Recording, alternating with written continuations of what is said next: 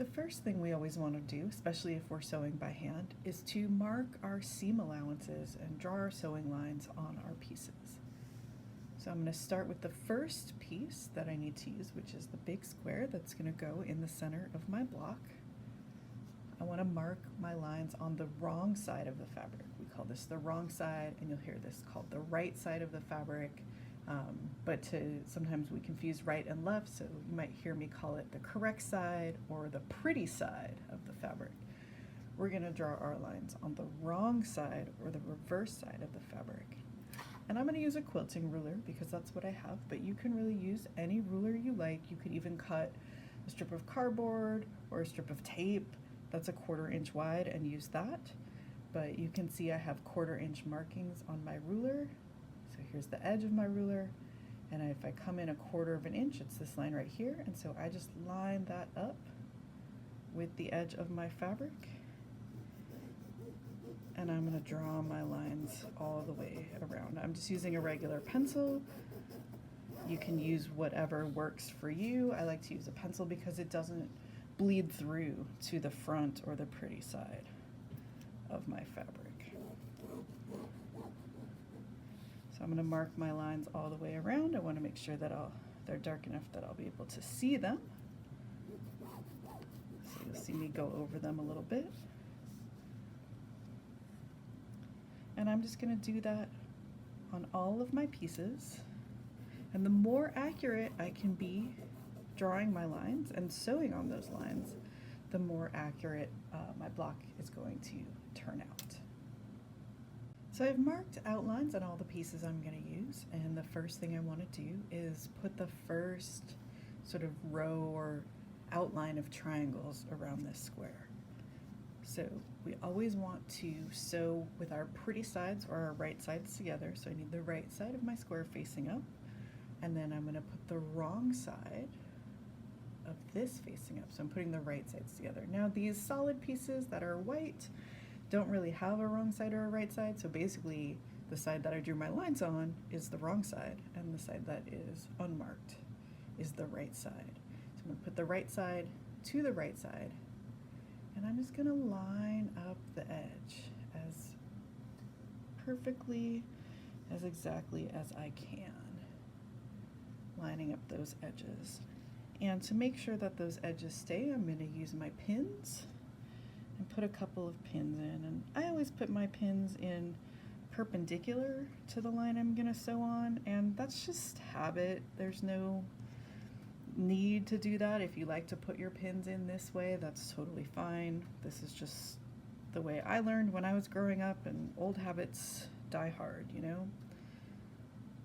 So I'm going to go ahead and pin my triangle, and the next thing I'm going to do is sew along that line.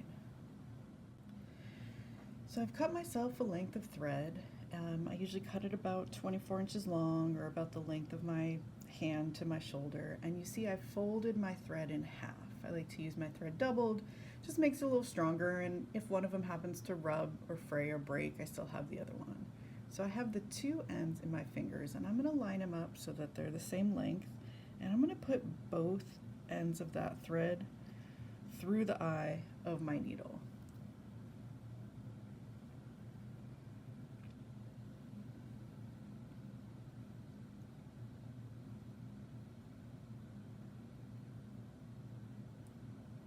See if I can get them both in there. It's a little tricky the first couple times you do it, and it's a little tricky, honestly, to try to do it on a camera.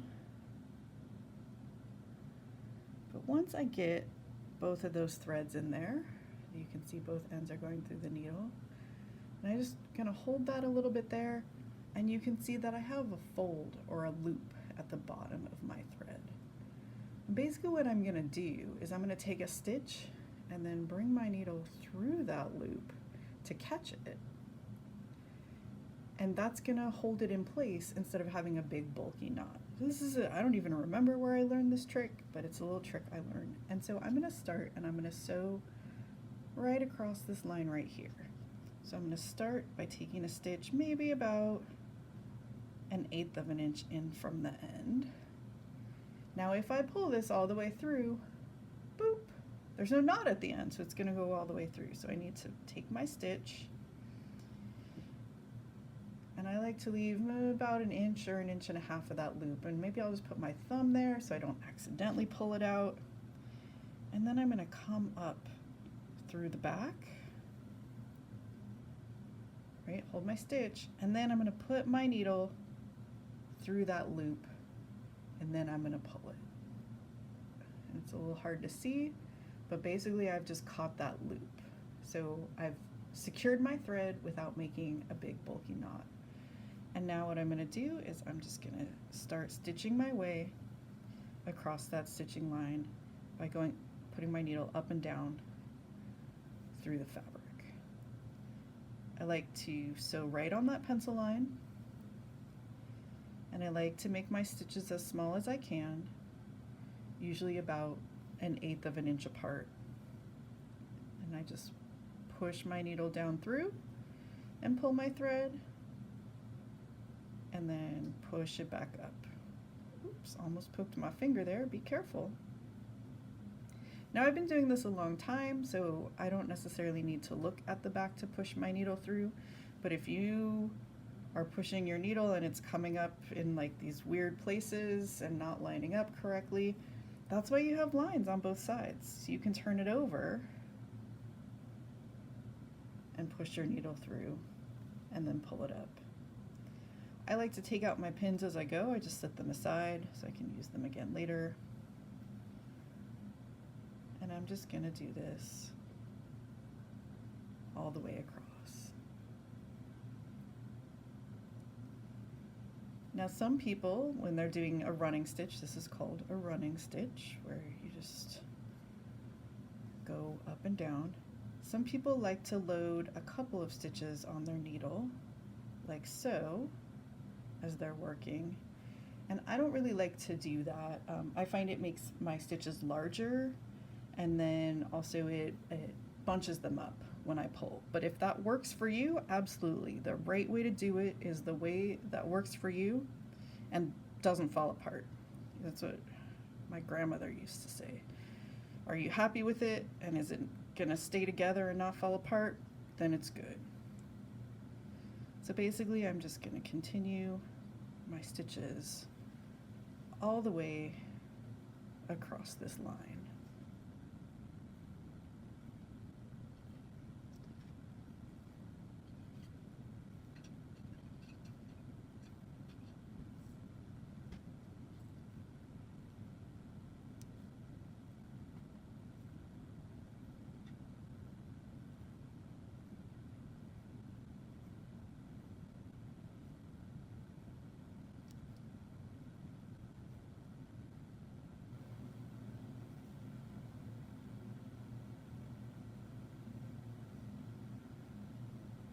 All right, I've come to the end.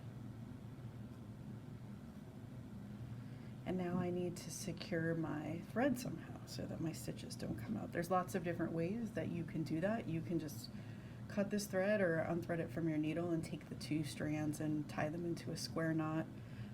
But the way that I've learned to do this is to slip my needle through the adjacent stitch, and this makes a loop where my thumb is, and then I'm going to bring my needle up through that loop,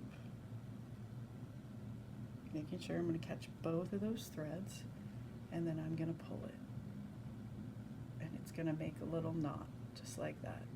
And if I'm worried that it's going to come out, I basically just do it again and make a double knot. So pull it through the stitch, put my needle through the loop, and pull.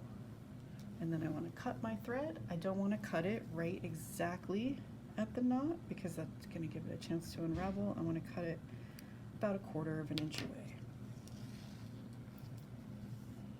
Then I'm going to open up and I want to press this. You can use an iron if you have one. An iron's really great, but if not, you can just use your finger. You can use the side of my ruler. You can use the back of a spoon. You can use a rolling pin. Anything you want. Just try to get that seam as nice and as flat as possible. And then I'm going to add my second triangle on this side. I've added my second triangle. This one I did sew by machine, but you can see I just sewed right along that same marked line.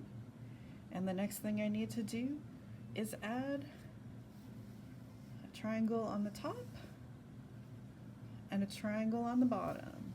So I'm going to go ahead and do that before we move on to the outer ring of triangles.